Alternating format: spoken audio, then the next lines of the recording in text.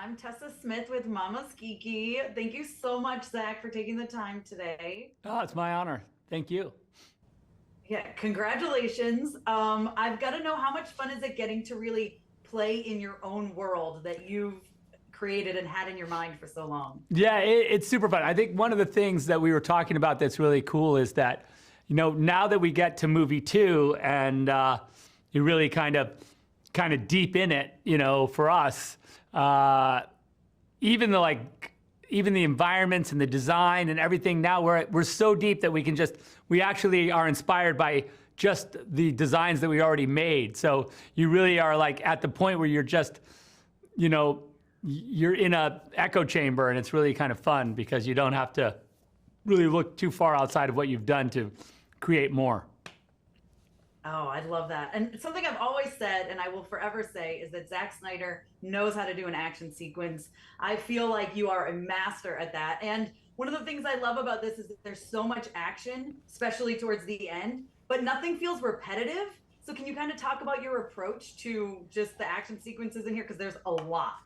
Yeah, the thing that was cool about this, the movie that we kind of like really clearly sort of, and as a filmmaker, but then also just as the sort of storyteller, I felt a real clear, everyone's objectives were really clear.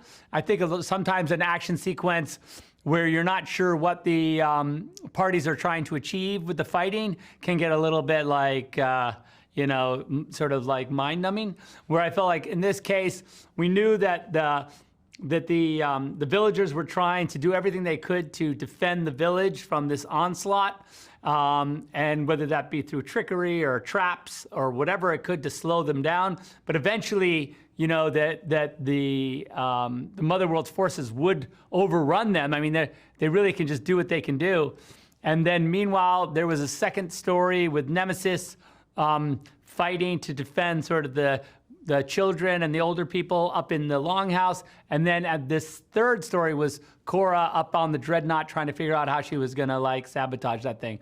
And so really just the idea of each of them having a really clear objective and a really clear sort of story arc within the smaller story, I think really helps to kind of clarify the three sort of things that's happening. And then honestly, the really trickiest part is they all kind of end up sort of coming together a little bit, and they're all like sort of reflecting on each other. So that was the trickiest part, to make sure that all that action lined up cleanly, because it was from different sort of perspectives. That was a bit of the tricky part, but also super fun, I'll be honest.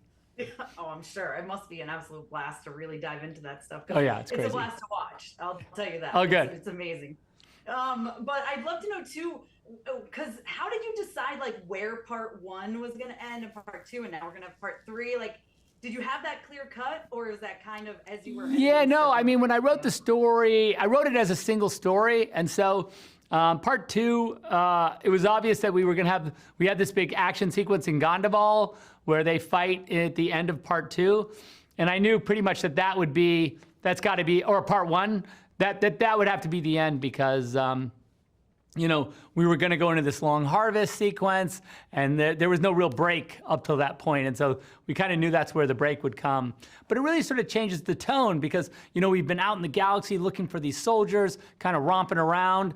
And then when we come back to Velt, it's much more grounded and very sort of like, it's a lot of character. It's a lot of understanding the village life and sort of the subtleties of their culture before, before the Mother World's forces come and it's on, Yeah, I mean, I love that scene where they're all kind of diving into their backstories. Can you just talk about the importance of giving that to the audience and the characters? Because I think that really helps connect. I really feel like it's the why we fight part of the movie. I think is really important for a movie like this, where you really get an opportunity to like find out what makes them tick, so that the stakes are raised, so that the catharsis of the battle is really a thing that seems necessary for each of them to evolve and grow. That really, to me, was super important before we got into the actual fighting, to make sure everybody was kind of clear in their motivations and clear in their sort of the need they had for the battle to kind of make them whole again. Amazing. And then before I go, is there anything you can tease? Like, what are you excited to come up next in the story for Rebel Moon? Because I can't wait. Well, I mean, I feel like we have the big, we have the big pieces in play. We know Balisarius is still in charge on the Mother World.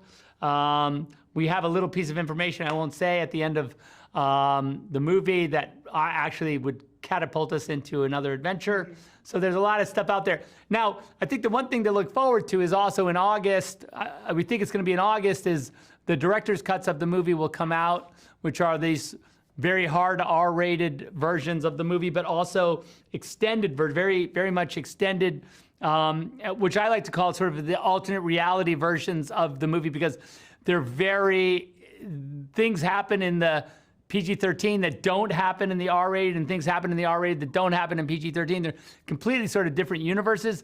And so it'll be fun for people to sort of see those two movies, because there's a lot of questions that you might still have at the end of movie 2 that are answered in the director's cut for sure. Oh my gosh, now I'm so excited. Yay, thank you so much. I can't wait. I love it. Keep giving me more of this world. Oh yeah, Just keep it oh going. yeah.